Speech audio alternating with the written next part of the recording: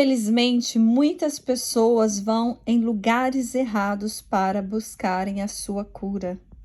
Muitas pessoas vão aos astrólogos, aos benzedeiros, aos videntes, aqueles que dizem ler o futuro. E por quê?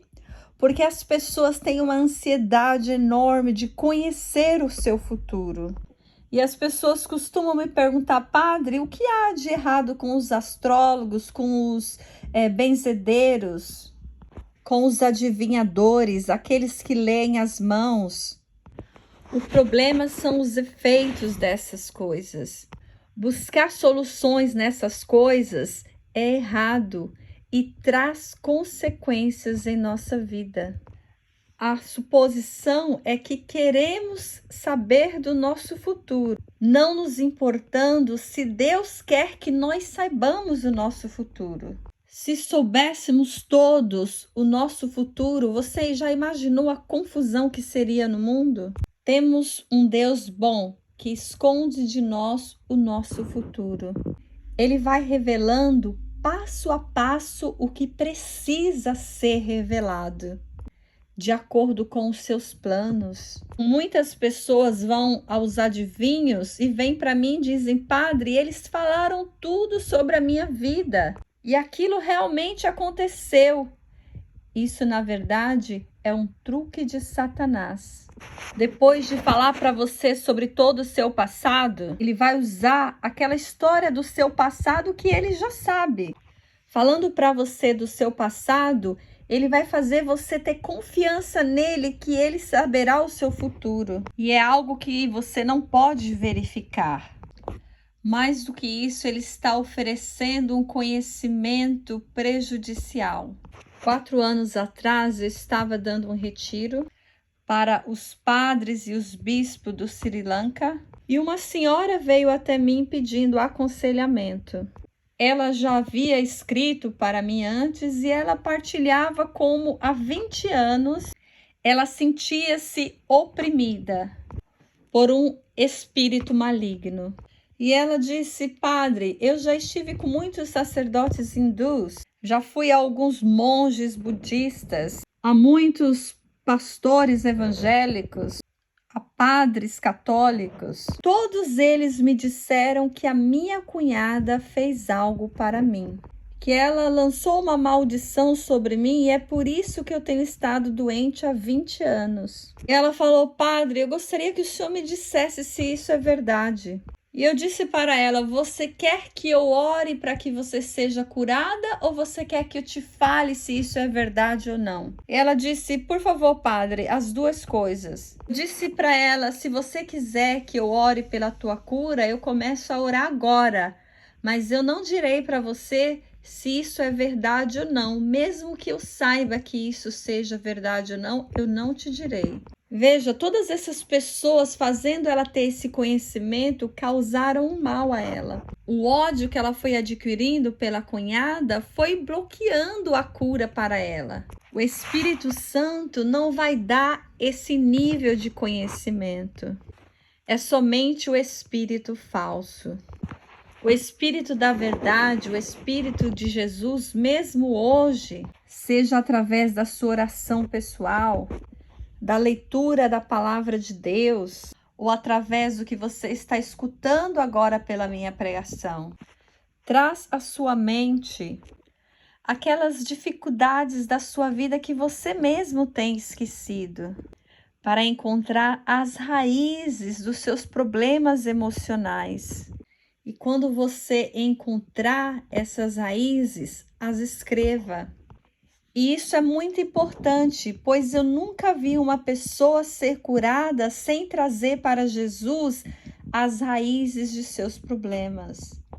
As pessoas que eu vi serem curadas foi porque elas trouxeram até Jesus as raízes de suas dificuldades. 2 anos atrás, eu estava em uma missão no Kuwait. E no último dia do encontro, um pai e uma mãe trouxe uma criança para receber oração. A sua filha tinha mais ou menos uns 10 anos de idade e veio diretamente do hospital. 2 semanas antes, a criança havia sido internada por suspeita de epilepsia. E eles estavam diariamente em contato com especialistas em Londres. Eles ficaram sabendo dessa missão e na manhã, quando a criança foi liberada do hospital, eles a trouxeram para a oração. E eles me disseram, no dia 16 de fevereiro de 1986, ela teve um ataque na escola, uma convulsão, e depois disso, ela foi hospitalizada. E desde então, por 2 anos, os médicos têm dado medicamentos pesados para ela. E eu fiz algumas perguntas para eles, e essas perguntas também podem te ajudar a identificar o seu processo de cura. E a primeira pergunta que eu faço, principalmente quando as pessoas vêm pedir oração de cura e não me contam muito bem toda a história, a pergunta que eu faço é: qual foi a coisa que mais te machucou na sua vida? O que aconteceu na sua vida que foi uma experiência muito dolorosa? E normalmente as pessoas me dizem a segunda coisa que mais os machucaram, não a primeira coisa. Porque a primeira coisa é muito dolorosa para ser dita. E normalmente para as pessoas, a experiência mais dolorosa é a perda de alguém querido. De um esposo, de uma esposa, de um pai ou de uma mãe. Ou talvez uma rejeição de uma pessoa que prometeu se casar com aquela pessoa. Algo que os machucou muito profundamente. Eu não tive que ficar perguntando muito àquela garotinha o que a machucou mais, porque provavelmente tinha sido aquele evento, aquele ataque epilético. Então eu fiz a segunda pergunta: quando isso aconteceu? Então eles me disseram que foi no dia 16 de fevereiro e depois um outro ataque no dia 19 de fevereiro. Então essa é a segunda questão que você deve se perguntar. Imaginemos que você tenha, por exemplo, um grande medo. Imagine que talvez você se sinta muito culpado por algo. Então você precisa se perguntar: quando isso começou? Talvez iniciou quando você era muito jovem, talvez quando você estava na escola ou quando você era uma criança, ou talvez até no seu nascimento. E depois eu faço a terceira pergunta: o que causou isso? O que aconteceu? E essa é a terceira pergunta que você mesmo pode se fazer. O que aconteceu em minha vida que causou esse problema? Normalmente é uma palavra, é um incidente pequeno, uma experiência traumatizante que aconteceu na sua vida e se tornou um peso. Eu perguntei aos pais o que causou o ataque epilético e eles disseram que não sabiam. Então eu perguntei à filha deles: o que aconteceu com você naquele dia? Se ela teve algum pesadelo. Então eu disse para ela me falar tudo sobre aquele dia, desde quando ela escovou os dentes, tomou o café, quando ela tinha acordado, foi para a escola. Tudo o que você estava fazendo naquele dia, nem que seja algo pequeno, o que as pessoas estavam fazendo à sua volta. Então ela foi falando do seu primeiro, segundo, terceiro período na escola. O ataque epilético foi no último período da escola e eu perguntei o que aconteceu no último período, qual foi a matéria que você estava estudando. E ela disse era matemática. E eu perguntei se a professora havia ensinado toda a aula e ela disse que 5 minutos antes de acabar a aula, a professora precisou ir para um encontro de professores. Houve esse encontro rápido para os professores e a professora saiu da sala e me deixou como a monitora da classe. Então agora eu sabia o que tinha acontecido. Eu já fui diretor de uma escola em Bombaim, então eu conheço as crianças, eu sei o que acontece numa escola. Então eu perguntei: você é a mais jovem na sua classe? Ela disse sim. E eu perguntei: você não era monitora? Ela disse não, a monitora da classe havia faltado. Então eu disse: quando a professora te chamou para ser a monitora, você se sentiu muito feliz. Então agora você pode mostrar quem você é, se exibir. Então você foi para a mesa da professora com uma régua na mão. Ela disse sim. Eu falei, então você pediu para a classe ficar quieta. Você falou para as garotas, fiquem quietas. E ela disse sim. Você falou para elas se comportarem, você estava gritando com elas. Então ela disse sim. Porém, as crianças começaram a gritar com você, a fazer aquela bagunça e você se sentiu impotente. Pela primeira vez na sua vida, você tinha uma missão, uma função importante, mas ali você se sentiu como uma perdedora. E você começou a sentir raiva delas. E você se sentiu mal com você mesma. Então você foi para a sua mesa decepcionada, abaixou a sua cabeça e desmaiou. E ela disse sim. E depois, numa outra oportunidade, quando você teve aula com aquela mesma professora, toda aquela memória voltou para você. Então você disse a si mesma: essa professora não confia mais em mim. Ela nunca mais vai me apreciar. Eu sou um fracasso total. Então você abaixou a cabeça e ela disse sim. E eu disse aos pais, durante esses 2 anos, essas drogas pesadas prejudicaram o cérebro da sua filha. Diga a esses médicos em Londres o que eu estou dizendo para vocês. Se a filha de vocês começar a ter mais algum ataque, ligue para mim que eu conversarei com vocês. Eu não recebi nenhuma mensagem depois disso sobre esse assunto. Irmãos e irmãs, eu falei para vocês de um incidente pequeno, mas são coisas que acontecem no mundo inteiro. Meus irmãos e minhas irmãs, Deus, Ele cura não somente o nosso corpo, as nossas emoções, mas todas as experiências traumáticas da nossa vida. Voltar ao meu passado e trazer à tona todas essas experiências passadas que são peso para mim, para trazer uma cura total ao meu espírito, à minha alma e ao meu corpo. E eu convido vocês aqui para uma oração. Coloque-se em oração e lembre-se, você está ouvindo essa missão aqui, não é por acidente. Traz ao Senhor as suas machucaduras e Ele quer fazer um grande trabalho de cura em você. Ele quer recriar você, criá-lo novamente. Ele quer cada um de vocês uma pessoa nova. Repita em seguida: Pai do céu, eu te agradeço e te louvo por todas as bênçãos que eu tenho recebido do Senhor durante a minha vida. Pai do céu, eu te agradeço e louvo, até mesmo pelos eventos dolorosos da minha vida, porque o Senhor permitiu que essas coisas acontecessem comigo, somente porque o Senhor me ama. E o Senhor tem o poder de trazer o bem do mal. Meu Pai do céu, neste momento eu te agradeço e te louvo por todas as minhas tragédias, todos os meus fracassos, por todas as minhas feridas. Pai do céu, eu te agradeço acima de tudo pela graça que o Senhor me dá, a graça de Jesus, a quem o Senhor enviou a minha vida para ser o meu Salvador, aquele que me cura, o meu libertador, o meu Deus, Senhor Jesus Cristo. Eu peço agora para caminhar novamente em minha vida até aquele momento da minha concepção até os meus ancestrais.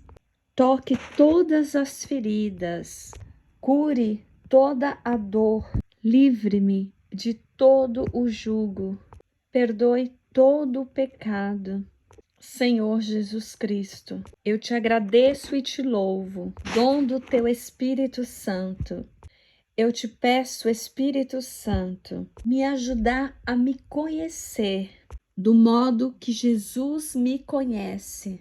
Me ajude, Espírito Santo, de acordo com a tua vontade, me deixar saber as coisas da minha vida que eu preciso trazer para Jesus, para a cura. Venha, Espírito Santo, preencha toda a minha pessoa, todas as áreas da minha vida, todos os dias da minha vida que estão sobre opressão. Cure com a sua presença curadora. Venha, Espírito Santo, venha. Vamos cantar o hino Liberte o meu espírito. Trago para vocês uma pessoa que irá dar um testemunho. Gostaria de testemunhar para vocês como o Senhor libertou a mim e a minha família de uma maldição que estava afetando as nossas vidas. Minha família toda estava sob uma maldição. Desde que um dos meus tios, irmão da minha mãe e os seus irmãos, estavam envolvidos no ocultismo. Estava no cristianismo, mas era envolvido com o ocultismo. Ele estava no oculto através de uma novena de Santo Antônio e outras orações que normalmente usamos na igreja. Mas, na verdade, ele usava essas orações para praticar o ocultismo. Coisas similares como essa acontecem em outros lugares. Quando Jesus ensinou os discípulos para recitar a oração do Senhor, ele os ensinou a dizer o Pai Nosso. E essa é a oração para se usar diariamente e se usar na Eucaristia, na celebração eucarística. E até mesmo quando recitamos o nosso rosário diário. Mas ele, ligado ao ocultismo, usava essa oração de forma contrária. O que eu quero dizer é que eles começam essa oração pelo final dela e depois até o começo. Isso não é como o Senhor ensinou, mas é uma ação demoníaca. Muitas pessoas usam esses momentos, essas orações, a Eucaristia, o crucifixo de uma forma contrária, de cabeça para baixo. E quando usam essas orações, na verdade, de forma contrária, quando eles as usam, eles estão invocando as forças das trevas. Isso era exatamente o que meu tio costumava fazer. Somente após ir em retiros com o padre Rufus e com o padre James que percebemos que essas orações que eram feitas por ele eram demoníacas. E esse meu tio, ele morreu misteriosamente no dia 12 de agosto de 1982. E o seu irmão mais novo também era casado com uma mulher que não era cristã, seguindo os mesmos passos dos seus irmãos. E se tornou muito doente depois da morte do seu irmão. Ele era muito crítico em relação a tudo que era feito por ele. Estressava minha mãe, amigos e vizinhos. E foi em um lugar, um retiro, onde as pessoas estavam orando pela cura das pessoas no nome de Santo Antônio. E quando ele chegou lá, ele foi dado uma água para beber. E foram dados alguns líquidos para ele beber. Mas quando ele retornou desse lugar, a sua condição de saúde piorou. Ele perdeu os seus sentidos e não sabia o que estava fazendo. E finalmente ele veio a falecer no dia 13 de dezembro de 1982. Isso foi um choque para minha mãe, porque no intervalo de 4 meses ela perdeu mais um irmão. E depois da sua morte, quase um ano depois, o meu pai se tornou muito doente. Ele foi hospitalizado e tratado por um médico muito bom. E depois de sair do hospital, de ser liberado, em abril ele veio a falecer. A mesma noite que ele foi liberado, ele faleceu em casa. E isso foi mais um choque para minha mãe, porque no período de 8 meses ela perdeu mais uma pessoa querida. E até aquele momento a gente não entendia como aquelas 3 mortes aconteceram na nossa família. Depois de um ano que o meu pai tinha falecido, eu comecei a me tornar muito doente. E sem uma explicação aparente, sem ter estado doente antes e sem um diagnóstico médico, eu comecei a ficar cada vez mais doente. E uma médica da família foi chamada até em casa e ela olhou a minha condição e percebeu que eu iria morrer a qualquer momento. Mas ela não contou à minha mãe, porque ela sabia o que estava a se passar com a minha mãe naquele período. Uma amiga da minha mãe participou de um retiro naquela época com o padre Rufus e com o padre James. Então ela começou a encontrar Jesus Cristo. E essa pessoa disse à minha mãe: eu sinto que há algo errado com a sua família. E ela disse: você precisa ir nesse retiro, porque vai ser de grande ajuda para você. E minha mãe foi para esse retiro, conduzido pelo padre Rufus e pelo padre James de Souza. E durante aqueles 5 dias de graça, ela teve a experiência com a palavra de Deus. E pela primeira vez, ela encontrou alguém pregando sobre as consequências da ruptura com o primeiro mandamento de Deus. E quando ela escutou isso, ela sabia que era um problema sério. Pela graça de Deus, ela fez uma confissão. E ela renunciou todo o ocultismo que ela e todos os membros da família tinham participado. E foi por conta dessa decisão que a minha mãe teve de colocar Jesus como centro de sua vida. E é por conta das suas orações que eu creio que eu que estava ali ao ponto de morrer, eu sobrevivi, retornei à vida e a promessa de Deus foi cumprida em minha vida, que diz: confie no Senhor Jesus Cristo, que você e sua família serão salvos. Essa promessa foi realizada em minha vida. Mas isso não foi o fim dos meus problemas. Isso aconteceu por volta de 1993. Houve um retiro conduzido pelo padre Rufus. Minha mãe e minhas irmãs estavam lá para o retiro. No início do retiro, eu comecei a ficar muito doente. No início do retiro, eu não conseguia participar de tudo, porque comecei a sentir muita dor no meu estômago. Eu não sabia o que estava acontecendo. E na manhã seguinte, eu falei da minha doença para minha mãe. E ela me deu um remédio. Mas mesmo tomando aquela medicação, eu não melhorei.